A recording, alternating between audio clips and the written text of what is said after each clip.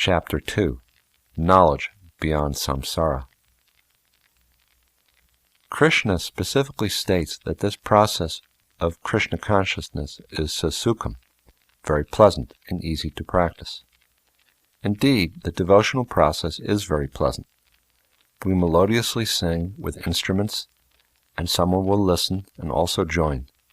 Shravanam Kirtanam.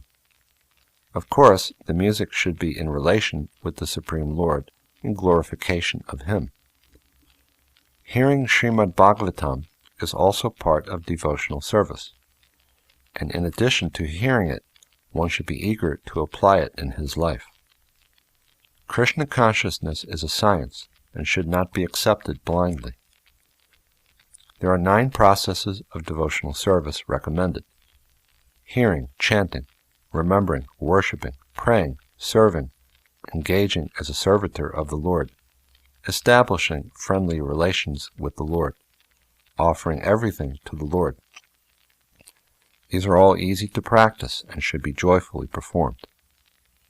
Of course, if one thinks that Bhagavad Gita and the Hare Krishna mantra are part of the Hindu system, and doesn't want to accept them because of this, he can nonetheless attend the Christian church and sing there.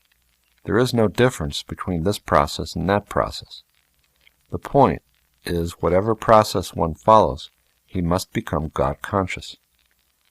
God is neither Muslim, nor Hindu, nor Christian. He is God. Nor are we to be considered Hindu, Muslim, or Christian. These are bodily designations. We are all pure spirit, part and parcel of the Supreme. God is Pavitram, pure, and we are also pure. Somehow or other, however, we have fallen into this material ocean, and as the waves toss, we suffer. Actually, we have nothing to do with the tossing waves of material miseries. We must simply pray, "Krishna, please pick me up." As soon as we forget Krishna, the ocean of illusion is there, and it at once captures us. The chanting of Hare Krishna is most important in order to escape from this ocean. Hare Krishna, Krishna Krishna, Hare Hare, Hare Ram, Ram Ram, Hare Hare, is a sound, shabda, that is non-different from Krishna. The sound Krishna and the original Krishna are the same. When we chant Hare Krishna and dance, Krishna is also dancing with us. Of course, we may say, "Well, I do not see him." But why do we put so much stress on seeing? Why not hearing? Seeing, tasting, smelling, touching, and hearing are all instruments for experience and knowledge. Why do we put such exclusive stress on seeing? A devotee does not wish to see Krishna. He is satisfied by simply hearing of Krishna. Seeing may eventually be there, but hearing should not be considered any less important. There are things which we hear but do not see. The wind may be whistling past our ears, and we can hear it, but there is no possibility of seeing the wind. Since hearing is no less an important experience or valid one than seeing, we can hear Krishna and realize His presence through sound. Sri Krishna Himself says, "I am not there in my abode, or in the heart of the meditating yogi, but where my pure devotees are singing." We can feel the presence of Krishna as we actually make progress. It is not that we should simply take things from Krishna and offer Him nothing. Everyone is taking something from God, so why not give something? We are taking from Krishna so much light, air, food, water, and so on. Unless these resources are supplied by Krishna, no one can live. Is it love to simply keep taking and taking and taking without ever offering anything in return? Love means taking and giving also. If we just take from someone and give him nothing in return, that is not love, it is exploitation. It is not that we should just continue eating without ever offering anything to Krishna. In Bhagavad Gita, Krishna says, "Patram pushpam phalam toyam yo me bhaktya prayachati. Tadaham bhakti uparitam ashnami prayatatmana. Yat karoshi yad ashnasi, yaj juhoshi dadasi yat. Yat tapashyasi konteya, tat purushva mad arpanam.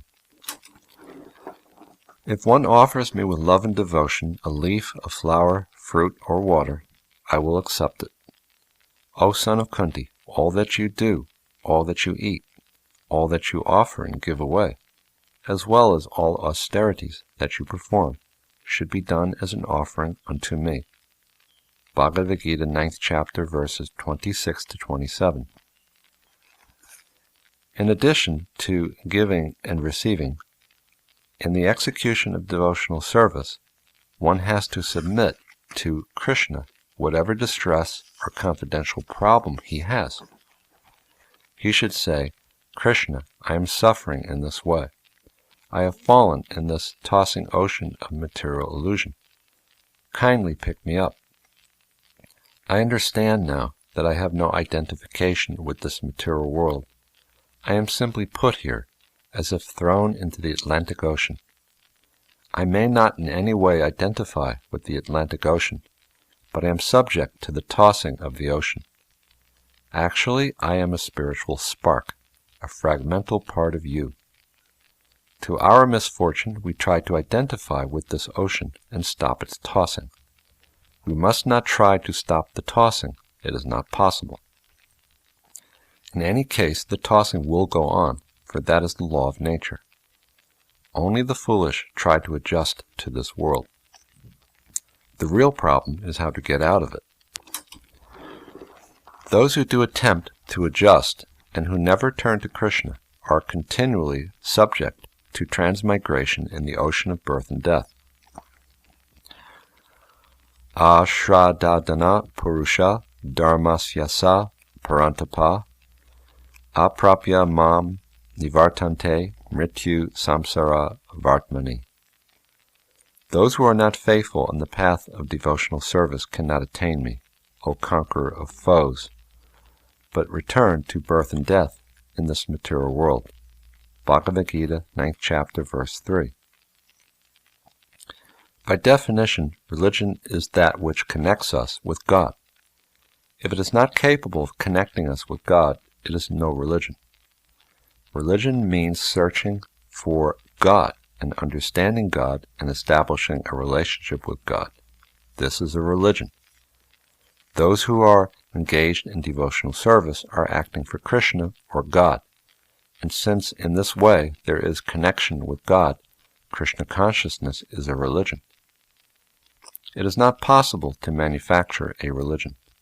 A true religion must come from an authorized source. That source is either God or his representative. Religion has been called the law of God. It is not possible for a person to manufacture a state law. The law is there, and it is given by the state. One may create some bylaws for his own society, but these laws must be sanctioned by the law of the state. Similarly, if we wish to make some principle of religion, it must be sanctioned by the Vedic authority. Bhagavad Gita is also religion. Great authorities like Ramanujacharya, Madhvacharya, Vishnu Swami, Lord Chaitanya, Shankaracharya, and so many others have accepted Bhagavad Gita as the supreme principle of religion, and Krishna as the supreme personality of Godhead. There is no doubt about it. In the West, also, Bhagavad Gita is accepted as a great book of philosophy, and many great scholars and philosophers in the West have read it and commented upon it. Despite acceptance by the scholars and acharyas, there are persons who do not accept Bhagavad Gita and who have no faith. They do not accept it at all as authority, for they think that it is some sentimental exaggeration by a man known as Krishna. Thus Krishna states in the above quoted verse that those who reject Bhagavad Gita as authority cannot have any connection with him, and because they have no relation to him, they remain in the cycle of birth and death. Aprapya mam nivartante mrityu samsara vartmani. Being subject to samsara, the cycle of birth and death, does not guarantee that one will necessarily get a similar facility for understanding Bhagavad Gita in the next life. One may not necessarily be born again as a human being, or in America, or in India, or even on this planet. There is no certainty. It all depends on our work. On the path of birth and death, we take our birth, remain for some time, enjoy or suffer, then again give up this body and enter into the womb of a mother, either human being or animal, then prepare another body to come out and begin our work again. This is called Mrityu Samsara Vartmani. If one wants to avoid this path, he must take to Krishna consciousness. When Yudhishthira Maharaj was asked, "What is the most beautiful thing in the world?" he replied, "The most wonderful thing is that every day, every moment, people are dying, and yet everyone thinks that death will not come for him. Every minute and every second we experience that living entities are going to the temple of death. Men, insects, animals, birds, everyone is going. This world, therefore, is called Mrityuloka, the planet of death. Every day there are obituaries, and if we bother to go to the cemetery or crematorium grounds, we can validate them. Yet everyone is thinking, somehow or other I'll live. Everyone is subject to the law of death, yet no one takes it seriously. This is illusion. Thinking we will live forever, we go on doing whatever we like, feeling that we will never be held responsible. This is a very risky life, and it is the densest part of illusion. We should become very serious and understand that death is waiting. We have heard the expression, as sure as death. This means that in this world, death is the most certain thing. No one can avoid it. When death comes, no longer will our puffed-up philosophy or advanced degrees help us. At that time, our stout and strong body and our intelligence, which don't care for anything, are vanquished. At that time, the fragmental portion, Jivatma, comes under the dictation of material nature, and Prakriti, nature, gives us the type of body for which we are fit. If we want to take this risk, we can avoid Krishna, and if we don't want to take it, Krishna will come to help us.